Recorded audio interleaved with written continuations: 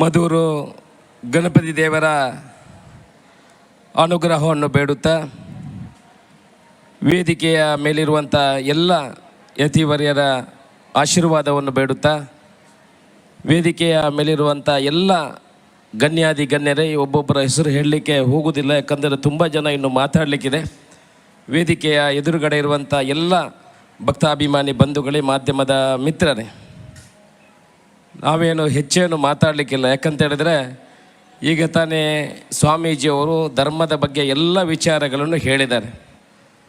ಆದರೆ ಮಧೂರಿಗೆ ಇವತ್ತು ಬರುವಾಗ ಒಂದು ಬ್ರಹ್ಮಕಲಶ ಅಂತ ಏನಂತ ಹೇಳಿದರೆ, ಆ ದೇವಸ್ಥಾನದ ಅಭಿವೃದ್ಧಿ ಆಗಬೇಕು, ಅಲ್ಲಿ ಸಾನ್ನಿಧ್ಯ ವೃದ್ಧಿಗಾಗಿ ಬೇಕಾಗುವಂಥ ಪೂಜೆ ಪುರಸ್ಕಾರಗಳು ನಡಿಬೇಕು, ಅತಿಥಿಗಳನ್ನು ಒಳ್ಳೆಯ ರೀತಿಯಲ್ಲಿ ಅತಿಥಿ ಸತ್ಕಾರ ಮಾಡಿ ಕಳಿಸ್ಕೊಡ್ಬೇಕು. ಇದಕ್ಕೆ ಬ್ರಹ್ಮಕಲಶ ಅಂತ ಹೇಳ್ತಾರೆ.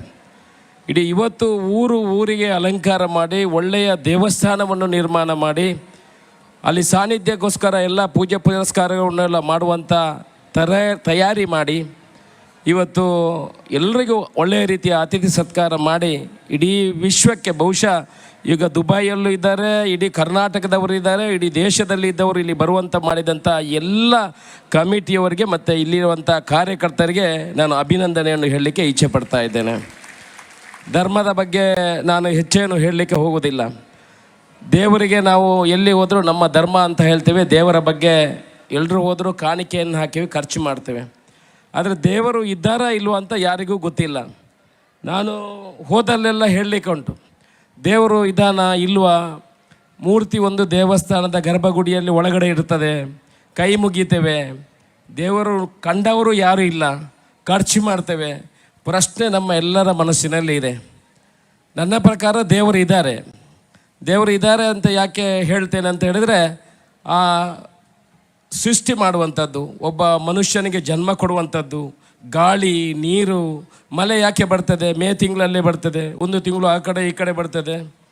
ಸೃಷ್ಟಿ ಮಾಡುವ ಸೃಷ್ಟಿಕರ್ತ ಯಾರು? ದೇವರು ಇದ್ದಾನೆ. ಆದರೆ ಮಾತಾಡುವ ದೇವರು ಎಲ್ಲಿದ್ದಾರೆ ಅಂತ ಹೇಳಿದರೆ ನಮ್ಮ ಮನೆಯಲ್ಲಿದ್ದಾರೆ. ನಮ್ಮ ಜನ್ಮ ಕೊಟ್ಟಂಥ ತಂದೆ ತಾಯಿ ನಮಗೆ ಮೊದಲಿನ ದೇವರು. ಆ ದೇವರ ಆಶೀರ್ವಾದ ಇದ್ದರೆ ಮಾತ್ರ ಈ ಗಣಪತಿ ದೇವರ ಆಶೀರ್ವಾದ ನಿಮಗೆ ಸಿಗ್ತದೆ. ಈಗ ನಾವು ಏನು ಮಾಡ್ತೇವೆ ಅಂತ ಹೇಳಿದ್ರೆ, ದೊಡ್ಡವರಾದ ಕೂಡಲೇ ತಂದೆ ತಾಯಿ ಅಂತ ಹೇಳಿದ್ರೆ ಭಾರಿ ನಮಗೆ ದೂರ. ತಂದೆ ತಾಯಿ ಹೇಳುವಾಗ ನಮಗೆ ಭಾರಿ ದೂರ ಆಗ್ತದೆ, ಅವರು ಹೇಳುವುದೆಲ್ಲ ತಪ್ಪು ಅಂತ ಕಾಣ್ತದೆ. ತಂದೆಯನ್ನು ತಾಯಿಯನ್ನು ಯಾವಾಗ ಪ್ರೀತಿ ಮಾಡೋದು ಅಂತ ಹೇಳಿದ್ರೆ ಸತ್ತ ದಿವಸ ಭಾರಿ ಅಳೋದು, ನನ್ನ ತಂದೆ ಸತ್ತರು, ನನ್ನ ತಾಯಿ ಸತ್ತರು. ಆದರೂ ರಾತ್ರಿ ಒಳಗೆ ಕರೆಯುವಾಗ ಸ್ವಲ್ಪ ರಾತ್ರಿ ಜೋರಾಗಿದ್ದರೆ ಅವತ್ತು ಭಾರಿ ಅಳು. ಅದು ನಿಜವಾದ ಒಂದು ಪ್ರೀತಿ ಅಲ್ಲ. ಯಾವಾಗ ಅವರು ಜೀವಂತ ಇರ್ತಾರೆ ಆಗ ನಮ್ಮ ತಂದೆ ತಾಯಿಯನ್ನು ಯಾರು ಪ್ರೀತಿ ಮಾಡ್ತಾರೆ, ತಂದೆ ತಾಯಿಯ ಆಶೀರ್ವಾದ ಯಾವಾಗ ನಿಮಗೆ ಸಿಗ್ತದೆ ಆಗ ಮಾತ್ರ ಆ ಗರ್ಭಗುಡಿಯಲ್ಲಿರುವಂಥ ದೇವರ ಆಶೀರ್ವಾದ ನಮಗೆ ಸಿಗ್ತದೆ. ದೇವರಿಗೆ ಏನು ಬೇಡ ಅಂತೆ. ದೇವರಿಗೆ ನಾವು ಏನಾದರೂ ಬೇಕು ಅಂತ ಹೇಳಿದರೆ ಯಾರೂ ಕೂಡ ದೇವರಿಗೆ ಏನು ಕೊಡ್ತಾ ಇರಲಿಲ್ಲ. ನಾವೇನಾದರೂ ಪೂಜೆ ಯಾಕೆ ಮಾಡಬೇಕು? ಯಾವತ್ತೂ ಒಂದು ದಿವಸ ಪೂಜೆ ಮಾಡಿದರೆ ಸಾಕಲ್ಲ. ಒಂದು ಚಂಡಿಗೆ ಹೋಮ ಒಂದು ವರ್ಷ ಪೂರ್ತಿ ಮಾಡಿದರೆ ಸಾಕು. ದೇವರಿಗೆ ಒಂದು ದಿವಸ ದೀಪ ಇಟ್ಟರೆ ಸಾಕು. ಆವಾಗ ದೀಪ ಇಡೋದು ಯಾಕೆ? ಅದು ಪ್ರಜ್ವಲತೆ ಅಂತ ಹೇಳ್ತಾರೆ. ದೀಪ ಇಟ್ಟರೆ ನಮ್ಮ ಇಡೀ ಮನೆ ಬೆಳಕು ಬರ್ತದೆ. ಆ ಬೆಳಕಿಂದ ಏನಂದರೆ ಮನೆ ಪ್ರಜ್ವಲತೆ ಬರ್ತದೆ. ಅದೇ ರೀತಿ ಮನೆಯಲ್ಲಿ ನಾವು ದೀಪ ಇಟ್ಟ ಕೂಡಲೇ ದಿವಸಗಳು ಮನೆಯಲ್ಲಿ ಬೆಳಕು ಮೂಡುವಂಥದ್ದಾಗ್ತದೆ. ದೇವರಿಗೆ ಯಾವತ್ತು ನಾವು ಪೂಜೆ ಪುರಸ್ಕಾರವನ್ನು ಮಾಡ್ತೇವೆ, ದೇವರು ಒಂದಲ್ಲ ಒಂದು ದಿವಸ ನೆನೆತಾ ಇರ್ತಾರಂತೆ. ನಾವು ದೇವರಿಗೆ ಪೂಜೆ ಮಾಡಿದರೆ ಅವನ ಋಣ ಇದೆ ನನಗೆ, ಯಾವತ್ತಾದರೂ ಆ ಋಣವನ್ನು ವಾಪಸ್ ಕೊಡಬೇಕು. ನನಗೆ ಆರಾಧನೆ ಮಾಡಿದ್ದಾನೆ, ಅವು ಭಕ್ತಿ ರೂಪದಲ್ಲಿ ನನ್ನ ಆರಾಧನೆ ಮಾಡಿದ್ದಾನೆ, ಅದನ್ನು ಅವನಿಗೆ ವಾಪಸ್ ಕೊಡಬೇಕು ಅಂತ ದೇವರು ಕಾಯ್ತಾ ಇದ್ದಾನಂತೆ. ಅದಕ್ಕೆ ಬೇರೆ ಬೇರೆ ಕಥೆಗಳಿದೆ, ನಾನು ಹೇಳಲಿಕ್ಕೆ ಹೋಗೋದಿಲ್ಲ, ಯಾಕಂದರೆ ಸಮಯದ ಅವಕಾಶ ಕೂಡ ಇಲ್ಲ. ನಾವು ದೇವರಿಗೆ ಪೂಜೆ ಮಾಡಿದ್ದು ಒಂದಲ್ಲ ಒಂದು ರೀತಿಯಿಂದ ನಮಗೆ ಅದು ಬರುವಂಥದ್ದು ಆಗ್ತದೆ. ಅದಕ್ಕಾಗಿ ನಾವು ದೇವರ ಆರಾಧನೆ ಮಾಡಬೇಕು. ಇವತ್ತು ಒಳ್ಳೆಯ ರೀತಿಯ ಕಾರ್ಯಕ್ರಮವನ್ನು ನೀವೆಲ್ಲ ಹಮ್ಮಿಕೊಂಡಿದ್ರಿ. ಬ್ರಹ್ಮಕಲಶ ಅಂತ ಹೇಳಿದ್ರೆ ಒಬ್ಬರಿಂದ ಸಾಧ್ಯ ಇಲ್ಲ. ಸ್ವಾಮೀಜಿಗಳು ಹೇಳಿದರು, ಬೇರೆ ಬೇರೆ ವಿಚಾರಗಳು, ಕಮಿಟಿ, ಬೇರೆಯವರ ಮೇಲೆ ವ್ಯತ್ಯಾಸಗಳು, 14 ವರ್ಷ ಆಗಿರುವಂಥದ್ದು, ದೇವರಿಗೆ ಒಂದು ಇಂಥ ಸಮಯ ಈ ಸಮಯದಲ್ಲಿ ಆಗಬೇಕು ಅಂತ ಇರ್ತದೆ, ಆ ಸಮಯದಲ್ಲೇ ದೇವರು ಮಾಡೋದು. ಅದಕ್ಕೆ ಒಬ್ಬೊಬ್ಬರು ಬರ್ತಾರೆ ದಾನಿಗಳು. ಇವತ್ತು ಸದಾಶಿವರೇಗಳಿರ್ಬೋದು, ಸುಮಾರು 2-2.5 ಕೋಟಿ ರೂಪಾಯಿಯನ್ನು ಅವರು ಒಬ್ಬರೇ ಇಲ್ಲಿ ದಾನವಾಗಿ ಕೊಟ್ಟಿದ್ದಾರೆ ಅಂತ ಹೇಳಿದ್ರೆ, ಅಂಥ ದಾನಿಗಳು ತುಂಬ ಜನ ಇರ್ಬೋದು. ನಮಗೆ ಗೊತ್ತಿರುವ ಒಬ್ಬರ ಹೆಸರನ್ನು ಉಲ್ಲೇಖ ಮಾಡಿದ್ದಾನೆ, ಯಾರಾದ್ರು ತಪ್ಪು ತಿಳ್ಕೊಳ್ಬೇಡಿ. ಒಂಥರವರ ಕೈಗೆ ಸೋಡಿಸಿ ಈ ದೊಡ್ಡ ಕಾರ್ಯಕ್ರಮವನ್ನು ಮಾಡಿದ್ದಾರೆ. ಅವರಿಗೂ ಕೂಡ, ದಾನಿಗಳಿಗೆ ಕೂಡ ದೇವರಿಗೆ ಕೊಡಬೇಕಂತಿಲ್ಲ.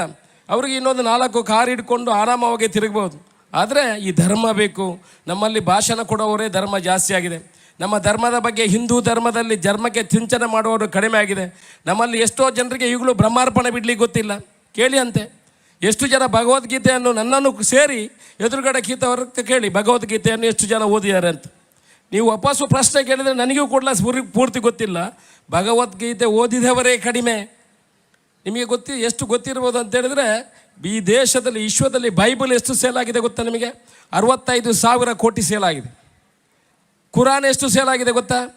19,000 ಕೋಟಿ ಸೇಲ್ ಆಗಿದೆ. ನಮ್ಮ ಭಗವದ್ಗೀತೆ ಎಷ್ಟು ಸೇಲ್ ಆಗಿದೆ ಗೊತ್ತಾ? 10,000 ಕೋಟಿ ಸೇಲ್ ಆಗಿದೆ. ಹಾಗಂದರೆ ಎಷ್ಟು ನಾವು ಭಗವದ್ಗೀತೆ ಬಗ್ಗೆ, ನಮ್ಮ ಧರ್ಮದ ಬಗ್ಗೆ ನೀವು ಬೇರೆ ಬೇರೆ ಆಲೋಚನೆ ಮಾಡ್ಬೋದು. ನೀವು ನಮ್ಮ ಹಿಂದೂ ಧರ್ಮದಲ್ಲಿ ಎಷ್ಟು ಜನ ದೇವಸ್ಥಾನಕ್ಕೆ ಹೋಗ್ತಾರೆ? ಅದೇ ನೀವು ಕ್ರಿಶ್ಚಿಯನ್ ಧರ್ಮವನ್ನು ನೋಡಿ ಅಂತೆ, ಪ್ರತಿ ಆದಿತ್ಯವಾರ ಅವರು ಹೋಗ್ತಾರೆ. ನಾವು ಹೋಗ್ತೇವಾ? ನಾವು ಹೋಗೋದಿಲ್ಲ. ಮುಸ್ಲಿಂ ಧರ್ಮವನ್ನು ನೋಡಿ, ಪ್ರತಿ ಶುಕ್ರವಾರ ಹೋಗ್ತಾರೆ. ಚಿಕ್ಕ ಚಿಕ್ಕ ಮಕ್ಕಳನ್ನು ನೋಡಿ, ಇಷ್ಟು ಚಿಕ್ಕ ಮಕ್ಕಳು 5 ಗಂಟೆಗೆ ಎದ್ದುಕೊಂಡು ಆ ಧರ್ಮವನ್ನು ಕಲೀಲಿಕ್ಕೆ ಹೋಗ್ತಾರೆ. ನಮ್ಮ ಮಕ್ಕಳಲ್ಲಿ ಕೇಳಿ ಅಂತೆ, ಮೊಬೈಲನ್ನು ಕೊಟ್ಟರೆ 1 ನಿಮಿಷದಲ್ಲಿ ಬಿಡಿಸ್ಕೊಡ್ತಾರೆ. ಭಗವದ್ಗೀತೆ ಏನು ಮಗ ಅಂತ ಕೇಳಿದ್ರೆ ಯಾರಿಗೂ ಭಗವದ್ಗೀತೆ ಗೊತ್ತಿಲ್ಲ.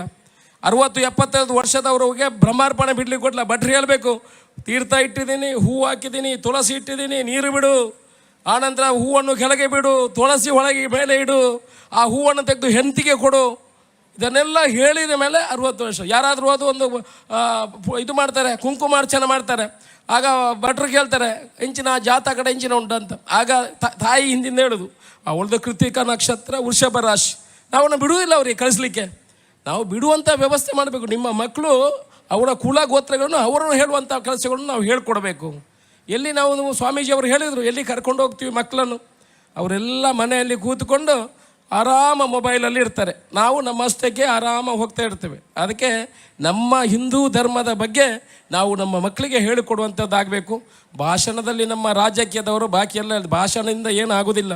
ನಮ್ಮವರೇ ನಮ್ಮ ಆಸ್ತಿಗಳನ್ನು ಹೊರಗೆ ಹಾಕುವಂಥ ಪರಿಸ್ಥಿತಿಯಲ್ಲಿ ನಾವು ಮಹಾಲಿಂಗೇಶ್ವರ ದೇವಸ್ಥಾನದ ಜಾಗೆಯನ್ನು ನಾವು ನೋಡಿರ್ಬೋದು. ನೀವೆಲ್ಲ ಸುಮಾರು 15 ಎಕರೆ ಜಾಗೆ ಎಲ್ಲ ಯಾರ್ಯಾರು ಒಳಗೆ ಹಾಕಿದ್ದಾರೆ. ಇಷ್ಟುವರೆಗೆ ಯಾರು ಕೂಡ ಅದನ್ನು ತಗೊಳ್ಳಿಕ್ಕೆ ಆಗಲಿಲ್ಲ. ನಾನು ಬಣ್ಣ ಶಾಸಕನಾದ ಮೇಲೆ ಅದನ್ನೆಲ್ಲ ವಾಪಸ್ ಪಡೆಯುವಂಥ ಕೆಲಸವನ್ನು ಮಾಡ್ತಾ ಇದ್ದೇವೆ. ಇದು ಹಿಂದೂ ಧರ್ಮಕ್ಕೆ ಕೊಡುವಂಥ ಕೊಡುಗೆ. ಎಷ್ಟೋ ದೇವಸ್ಥಾನಗಳಲ್ಲಿ ನಾವು ಹೋಗ್ತೇವೆ, ಭಾಷಣ ಬಿಗಿತೇವೆ, ಧರ್ಮದ ಬಗ್ಗೆ ಭಾಷಣ ಬಿಗಿತೇವೆ.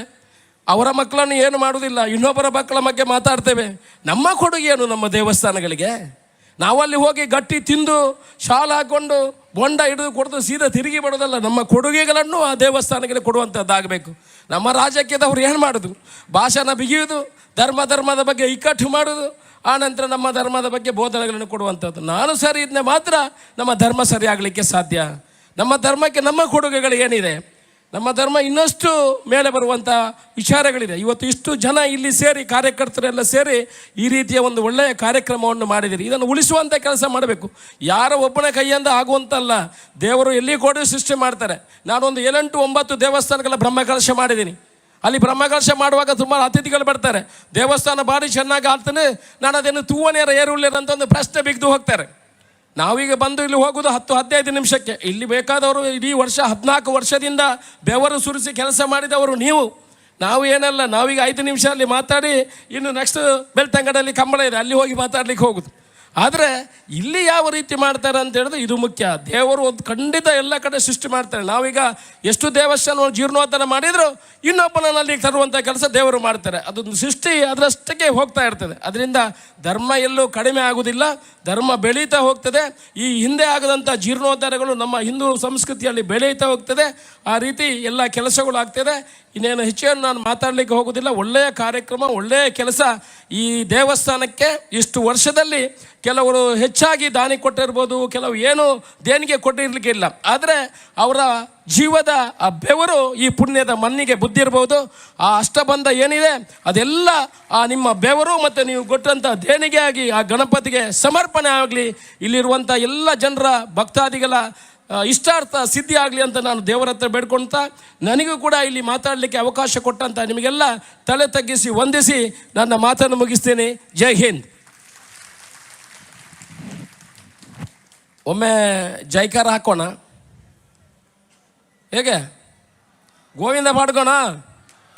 ಲಡ್ಡು ಕೈಲ ಮಿತ್ತು ತೇಡ್ತು ಗೋವಿಂದ ಪಾಡು. ಓಡಕ್ಕೆ ನೋಡು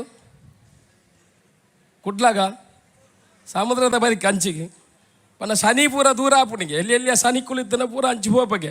ಗಂಟೆ ಕೇಳಿದರೆ ಶನಿ ಎಲ್ಲ ದೂರ ಆಗ್ತದಂತೆ, ಗೋವಿಂದ ಕೇಳಿದರೆ ಸ್ವಲ್ಪ ಸ್ವಲ್ಪ ವ್ಯತ್ಯಾಸಗಳಿದ್ರೆ ದೂರ ಹೋಗ್ತದಂತೆ, ಮತ್ತು ಒಳ್ಳೇದಾಗ್ತದೆ. ಹಾಗೆ ನಿಮ್ಮ ಶಕ್ತಿ ಎಷ್ಟಿದೆ ಅಂತ ನೋಡುವ. 3 ಸಲ ಗೋವಿಂದ ಹಾಕ್ತೀನಿ.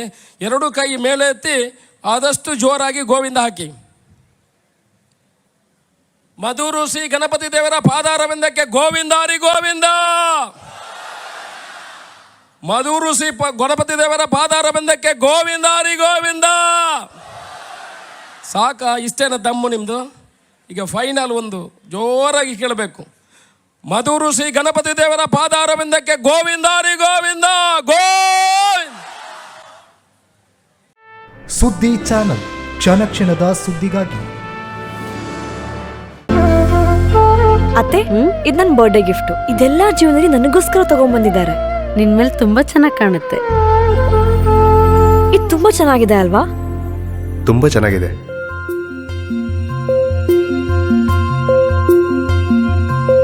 It will look really good on you. Amma? Huh? Mother is always son's first love.